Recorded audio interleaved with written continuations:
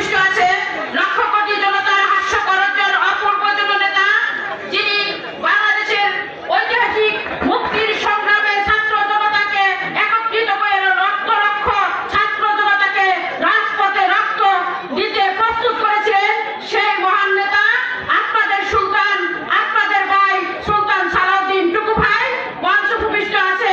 আমাদের জনতার মেয়র, যার হাতটি ধরে আমরা তারুণ্যের সমাবেশে সমস্ত বাংলাদেশে মহিলা দল নিয়ে বাসে বাসে ঘুরেছি, সেই সংগ্রামী নেতা মাহমুদুল হক শানু ভাই মঞ্চে উপবিষ্ট আছে। উপজেলার সভাপতি আকবর আলী ভাই সহ বিভিন্ন শ্রেণীর আমার শ্রদ্ধাভাজন নেতা, সামনে প্রিয় মা বোনেরা, আসসালামু আলাইকুম।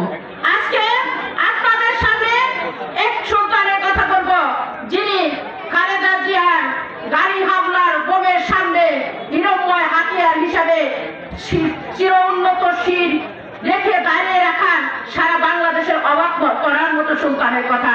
আজকে বলবো 400 বেশি মামলা নিয়ে যিনি সারা বাংলাদেশকে জাগরিত করেছেন সংগ্রামের জন্য, সেই সুলতানের কথা আজকে আমরা বলবো। খালেদা জিয়াকে যখন মামলায় আসামি করে সংসদে নিয়ে যাওয়া হয়, তখন ডাল হয়ে দাঁড়ানো সেই সুলতানের কথা আজকে বলবো। বাংলাদেশের ইতিহাসের ছাত্র জনতাকে জাগ্রত করে সমগ্র বাংলাদেশকে একত্রিত করে যে সুলতান এই বাংলাদেশের স্বাধীনতার 24 ছাত্র জনতার স্বাধীনতাকে অগ্রনায়ক হিসেবে সামনের সারিতে থেকে সংগ্রামে আন্দোলনে সহযোগিতা করেছে, সেই সুলতানের কথা আপনারা জানেন। এই সুলতান এই বাংলাদেশের কাঙ্গারে কর্তা, সমগ্র বাংলাদেশের বাহুবলী সুলতান, আপনাদের জনতার সুলতান।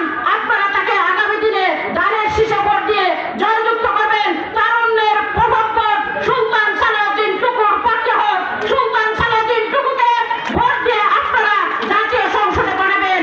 আমার ভারপ্রাপ্ত চেয়ারম্যান ইনশাআল্লাহ তাকে একটা বড় মসজিদের দায়িত্ব দিয়ে আপনাদের সেবা করার জন্য আপনাদের মাঝে পাঠাবে, এই কথা ব্যক্ত করে আমি আমার বক্তব্য শেষ করছি। বাংলাদেশ জাতীয়তাবাদী দল জিন্দাবাদ, বাংলাদেশ জাতীয়তাবাদী মহিলা দল জিন্দাবাদ। শহীদ প্রেসিডেন্ট জিয়াউর রহমান অমর হোক, তারুণ্যের অহংকার তারেক রহমান বাংলাদেশের শাসনভার গ্রহণ করবেন ইনশাআল্লাহ, এই আশাবাদ ব্যক্ত করে সকলকে ধন্যবাদ জানিয়ে আমি আমার বক্তব্য শেষ করছি।